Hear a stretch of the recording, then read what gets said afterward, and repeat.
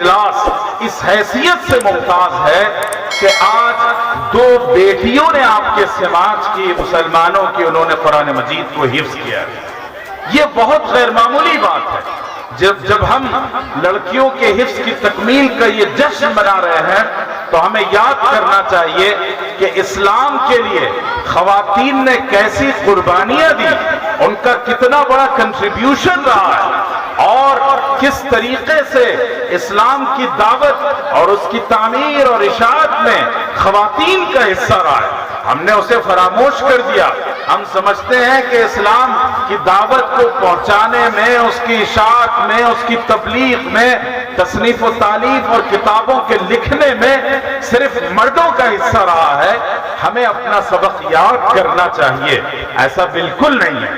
دیکھیے، اللہ کے رسول صلی اللہ علیہ وسلم پر سب سے پہلی وحی غار حرا میں نازل ہوئی اور آپ تنہا تھے۔ وہاں سے دوڑے بھاگتے رسول اللہ صلی اللہ علیہ وسلم کہاں گئے؟ اپنے کسی چچا کے گھر نہیں گئے، اپنے رشتہ دار کے گھر نہیں گئے، کسی مرد اپنے دوست اور اپنے ساتھی کو نہیں تلاش کیا، بلکہ حضور صلی اللہ علیہ وسلم کو جو گوشے عافیت ملا، جس جگہ جا کر سکون ملتا تھا، وہ حضرت خدیجہ رضی اللہ تعالیٰ عنہ کا دامن تھا۔ چنانچہ رسول اللہ صلی اللہ علیہ وسلم دوڑتے بھاگتے حضرت خدیجہ کے پاس پہنچے۔ اس سے یہ پتہ چلا کہ خواتین اگر سوجھ بوجھ کی ہوں اور ان کے اندر شعور ہو تو وہ سماج میں، خاندان میں بہت اہم کردار ادا کر سکتی ہیں۔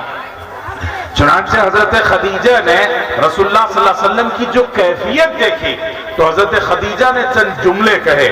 وہ جملے میں آج بھی آپ کو سنانا چاہتا ہوں، لیکن یہ بتا دوں کہ اسلامی علوم میں ایک قرآن مجید ہے، تفسیر اور قرآن کا فن ہے، دوسرا حدیث اور حدیث سے متعلقہ فنون ہے، تیسرا فقہ اسلامی ہے، چوتھا سیرت نبوی ہے، اور سیرت نبوی کو آپ تیسرے نمبر پہ رکھیں، اور پھر بقیہ علوم آتے ہیں۔ آپ کو میں یہ بتانا چاہتا ہوں کہ اسلامی علوم میں جو سیرت نبوی سب سے اہم ترین فن ہے، جس کے ذریعے سے ہمیں آقا علیہ السلام کی زندگی، ان کا طور طریقہ، ان کے اخلاق و کردار، ان کا لوگوں کے ساتھ بیہیویئر اور رویہ، اس کا پتہ چلتا ہے۔ اس فن کی بنیاد حضرت خدیجہ رضی اللہ تعالیٰ عنہ نے رکھی۔ اس کے لیے کوئی بڑے امام اور مختلف صحابہ میں سے بعد میں لوگوں نے اس میں حصہ ادا کیا، لیکن سب سے پہلے اس کی جو بیج بویا تھا وہ ام المومنین حضرت خدیجہ رضی اللہ تعالیٰ عنہ نے۔ تو خواتین، آپ کے لیے بڑے شرف کی بات ہے کہ اس علوم اسلامی میں جو سب سے اہم ترین فن ہے، جو رسول اللہ صلی اللہ علیہ وسلم کی ذات گرامی کے گرد گھومتا ہے، اس فن کی بنیاد آپ نے رکھی۔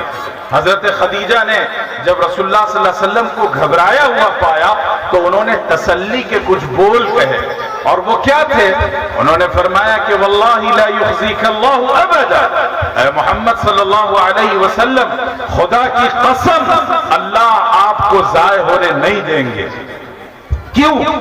اس لیے کہ انک لتصل الرحم، آپ صلہ رحمی کی تعلیم دیتے ہیں، صلہ رحمی کو برتتے ہیں، اور فرمایا کہ انک لتصل الرحم وتحمل الکل، سماج میں جو غریب طبقہ ہے، یتیم ہیں، بیوہ ہیں، لاچار ہیں، ان کا بوجھ اپنے سر آپ اٹھاتے ہیں۔ وتکسب المعدوم، اور سماج کا وہ طبقہ جسے کوئی منہ لگانے کو تیار نہیں ہے، جس سے کوئی اہمیت اور ویلو نہیں دی جاتی، جیسے ہمارے ہندوستانی سماج میں دلت بھائیوں کو برہمنوں نے جس طرح ظلم کیا اور انسانوں سے گرا ہوا ان کے ساتھ معاملہ کیا، تو ایسے طبقے کو رسول اللہ صلی اللہ علیہ وسلم گلے لگاتے تھے، ان پر خرچ کرتے تھے، ان کی ضروریات کو جان جان کر ان پر ان کی ضرورتوں کو پورا کرتے تھے۔ تو فرمایا کہ وَتَكْسِبُ الْمَعْدُومُ، سماج کا بچھڑا ہوا طبقہ، اس پر کما کما کر آپ خرچ کرتے ہیں، اور کہا کہ وَتَصْدِقُ الْحَدِيثِ، آپ جھوٹ نہیں بولتے، سچ بولتے ہیں، وَتُؤَدِّ الْأَمَانَةَ، اور امانت میں خیانت نہیں کرتے بلکہ اس کو ادا کر دیتے ہیں، وَتَقْرِي الضَّيْفَ، اور مہمانوں کی ضیافت آپ کرتے ہیں۔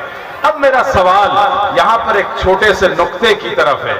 ابھی پہلی وحی آئی، اللہ کے رسول صلی اللہ علیہ وسلم غار حرا سے نکل کر حضرت خدیجہ کے پاس آئے۔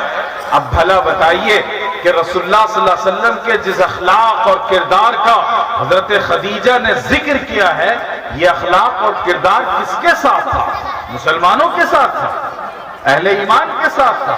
نہیں، ابھی تو کسی نے کلمہ بھی نہیں پڑھا، ابھی تو آئے اور وہی کو آئے ہوئے چند لمحے نہ گزرے، یہ رسول اللہ صلی اللہ علیہ وسلم کے اخلاق تھے مکہ کے مشرکوں کے ساتھ، مکہ کے ڈس بلیورز کے ساتھ۔ کعبۃ اللہ میں 360 بت رکھ کر کعبۃ اللہ کی عظمت کو پامال کرنے والوں کے ساتھ رسول اللہ صلی اللہ علیہ وسلم کا یہ اخلاق تھا۔ تو اس سے ہمیں یہ پیغام ملتا ہے کہ ہم جس سماج اور سوسائٹی میں رہیں، ہمیں اپنے غیر مسلم بھائیوں کے ساتھ اچھا اخلاق، اچھے کردار، اچھے رویے کے ساتھ جینا چاہیے، نہ یہ کہ ہم اپنا کردار بگاڑ لیں اور کسی پر ظلم اور زیادتی کریں۔ بہرحال میں یہ کہہ رہا تھا کہ اسلامی علوم میں سیرت نبوی سب سے اہم ترین فن ہے۔ سیرت کے ذریعے سے ہمیں قرآن کی تفسیر سمجھ میں آتی ہے، سیرت کے ذریعے سے احادیث رسول سمجھنے کا موقع ملتا ہے، سیرت کے ذریعے سے فقہ احکام کی جانکاری ہوتی ہے، اور ان تینوں فن کی جو بنیاد ہے سیرت نبوی، اس کی بنیاد ایک خاتون نے رکھی۔ دوسری بات، سب سے پہلے اسلامی تاریخ میں جس نے کلمہ پڑھا وہ کوئی مرد نہیں تھا، وہ ایک خاتون تھی، ام المؤمنین حضرت خدیجہ رضی اللہ تعالیٰ عنہ۔ تو اندازہ لگائیے کہ سب سے پہلے کلمہ لا الہ الا اللہ محمد رسول اللہ صلی اللہ علیہ وسلم حضرت خدیجہ نے پڑھا۔ سب سے پہلے سیرت کی بنیاد خاتون حضرت خدیجہ نے رکھی، اور یہی بات ٹھہر نہیں جاتی، بلکہ اسلام کے لیے سب سے پہلا خون جس نے اپنا پیش کیا، سب سے پہلی موب لنچنگ جس کی گئی، وہ حضرت سمیہ رضی اللہ تعالی عنہ تھی۔ اور پھر اس کے بعد اسلام کی دعوت و اشاعت میں مال سے، اپنے ایسٹ اور اپنی صلاحیتوں کے ذریعے سے جس نے سب سے زیادہ خرچ کیا، وہ حضرت خدیجہ رضی اللہ تعالی عنہ تھی۔ اور آگے چلوں، قرآن مجید یہاں ہماری بچیوں نے حفظ کیا ہے۔ قرآن مجید کو سب سے پہلے جن لوگوں نے حفظ کیا، اس میں ام المؤمنین حضرت عائشہ اور حضرت ام سلمہ رضی اللہ تعالی عنہ۔ تو اس سے آپ اندازہ لگائیے کہ اسلام کی تعمیر و ترقی اور قرآن اور حدیث کی حفاظت میں خواتین کا کتنا بڑا کردار ہے۔ ہمارے علماء یہاں موجود ہیں، آپ کو میں بتاتا چلوں کہ صرف حضرت عائشہ رضی اللہ تعالی عنہ نے قرآن مجید کی تفسیر کے لیے جو ان کی روایتیں ہیں اور ان کے اقوال ہیں، وہ 700 تک پہنچے ہوئے، یعنی کہ قرآن میں 114 صورتیں ہیں، اور حضرت عائشہ کے جو تفسیری اقوال اور قرآن مجید کی تفسیر کے لیے جو ان کی روایتیں ہیں، ان کی تعداد 700 سے زیادہ ہے۔ یعنی اگر ان روایتوں کو الگ کر دیں تو قرآن کی بہت سی آیتوں کا معنی اور مفہوم سمجھنا آپ کے لیے مشکل ہوگا۔ اسی طریقے سے حدیثیں جن صحابہ نے بہت زیادہ روایت کی ہیں، وہ 5 صحابہ کرام میں حضرت عائشہ رضی اللہ تعالی عنہ کا نام ہے۔ 2210 حدیثیں حضرت عائشہ نے نقل کی ہیں۔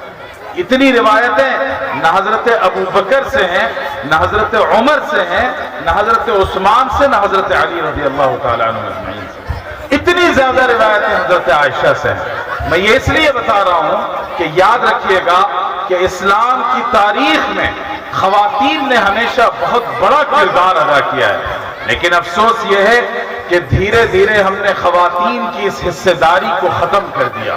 ہم نے ان تک دین کی تعلیم نہیں پہنچائی، دینی اداروں میں ان کے لیے داخلے کی گنجائش نہیں رکھی، دینی محفلوں میں ان کے آنے پر پابندی لگا دی گئی، اور ہر طرح سے ان کو دینی تعلیم سے کاٹ دیا گیا۔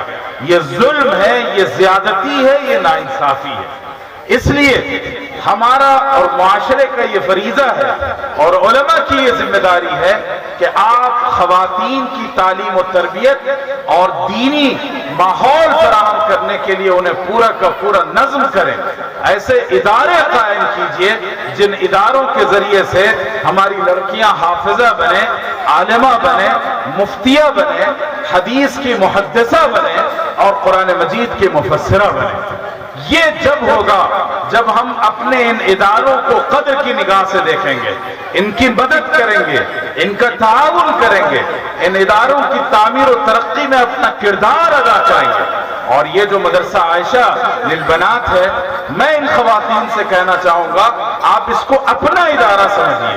آپ اپنی تعمیر اور ترقی دیکھتی ہیں تو چاہتی ہیں دیکھنا، تو آپ اس ادارے کا تعاون کریں اور اس ادارے میں اپنی لڑکیوں کو بھیجیے تعلیم کے لیے، تربیت کے لیے، اور اس کے ساتھ ساتھ اس ادارے کی مادی ترقی میں اور اس کی تعمیر میں اپنا کردار ادا کیجیے۔ اور میں یہاں علماء سے یہ بات کہنا چاہوں گا کہ آج ہندوستان میں اسلام کے خلاف بولنے کے لیے، اسلام پر حملہ کرنے کے لیے سب سے بڑا عنوان جو ہے وہ عورتوں کا عنوان ہے۔ میڈیا میں دیکھ لیجئے آپ، ہر روز پرائم ڈیبیٹ کسی نہ کسی اسلامی موضوع پر ہوگی اور اس موضوع کا تعلق خواتین سے ہوگا۔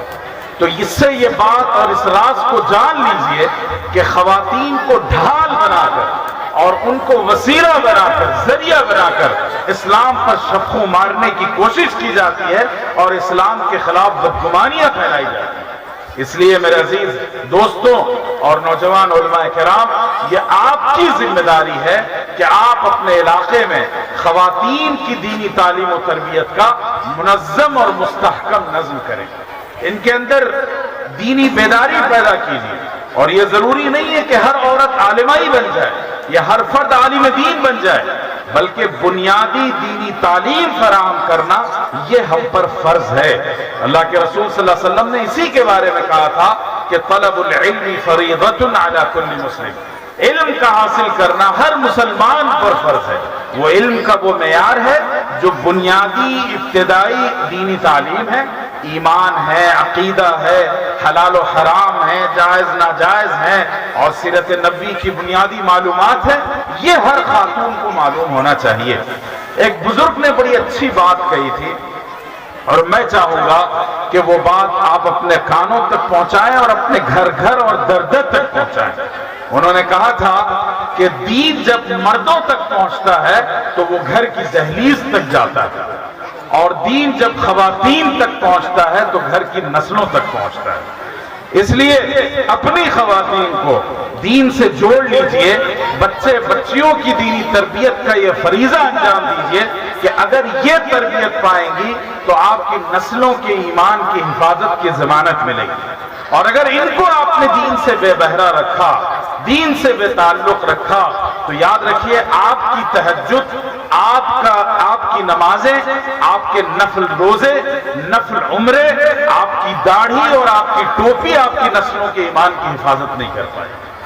اس لیے یہ بہت سنجیدگی کے ساتھ اور بہت احساس ذمہ داری کے ساتھ ہم کو اپنے رویے کو بدلنا ہوگا، اور بدل کر ہم اس جانب توجہ دیں کہ ہر محلے میں خواتین کے لیے، جو بالغ بڑی خواتین ہیں ان کے لیے، گھریلو خواتین کے لیے مکاتب کا نظام قائم کیجیے، اور اس کے ساتھ ساتھ دینی محفلوں میں صرف ان سے چندہ وصول کرنے کے لیے نہ بلایا جائے، بلکہ ان کے ہاتھ میں دین دینے کے لیے بلایا جائے، ان کو باشعور بنانے کے لیے بلایا جائے، تاکہ کل اگر کوئی انہیں پکڑ کر کہے کہ اسلام نے تم پر ظلم کیا ہے تو یہ عورتیں انہیں وہ جواب دیں کہ وہ آپ کو منہ دکھانے کے قابل نہ ہوں۔ پرائم ڈیبیٹ اور اس طرح کے میڈیا ٹرائل کے ذریعے سے جو پروگرام چلائے جاتے ہیں اس سے یہ معصوم ذہن متاثر نہ ہو۔ اس لیے یہ ہماری بنیادی ذمہ داری ہے کہ ہم ان لڑکے لڑکیوں اور خاص طور پر خواتین کی دینی تعلیم و تربیت پر خصوصی توجہ دیں اور اس کو پوری ذمہ داری کے ساتھ انجام دیں۔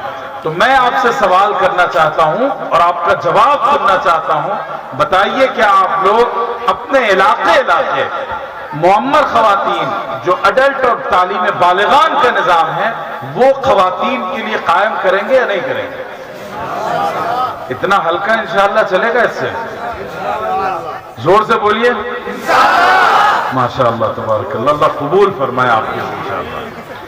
اب اس کے بعد ایک اور بات میں آپ سے کہنا چاہتا ہوں، تیسری بات ہے، وہ یہ ہے کہ دیکھیے آپ لوگ کھیتی باڑی کرتے ہیں، لکڑیاں چنتے ہیں، لکڑیاں چن کر اس کا ایندھن بناتے ہیں۔